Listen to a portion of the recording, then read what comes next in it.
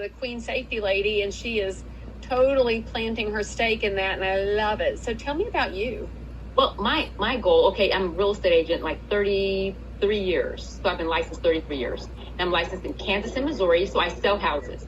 And I like that, do well at that. But somewhere along the line, you start seeing things happening in the community and on the sidelines. And so the thing that's getting my attention nowadays is the fact that private property rights are under assault. And there are a lot of the socialist tenant movements. I don't know if you get to see those. Do you see them?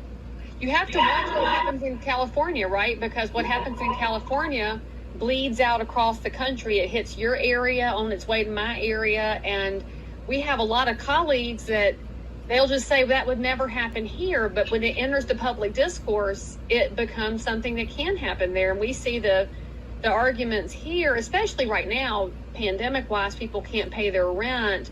So they're running into the space that we shouldn't have to, and government should provide free housing for everybody. And why do you need to own anything? And it turns into a really negative conversation, because if you lower the bar to what they're suggesting, then there's no hope for anybody to do anything for their family or for themselves. And growth is good. And not only that, but someone like my husband and I, 25 years investors. So we're landlords or housing providers, as we like to call ourselves. My husband retired about two and a half years ago. A lot of our income is generated from our rental properties. And so it's a source of retirement funding, and that will be mine as well when I stop selling houses.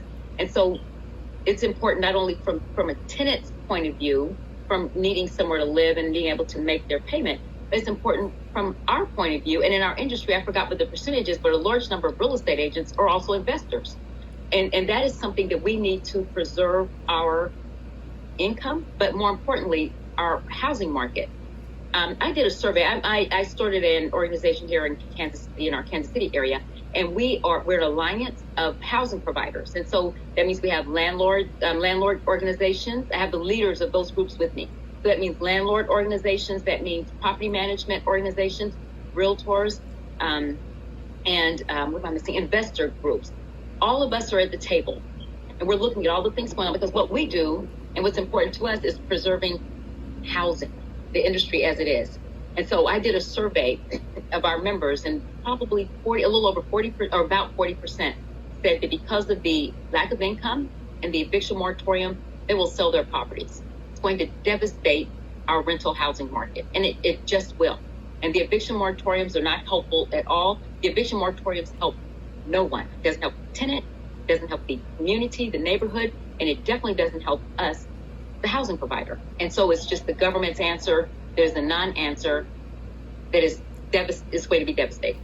So Stacey, do you find it to be alternately fascinating and frustrating that people aren't reading beyond a quick headline where it says, hey, tenants don't have to pay rent so they don't get evicted during the pandemic?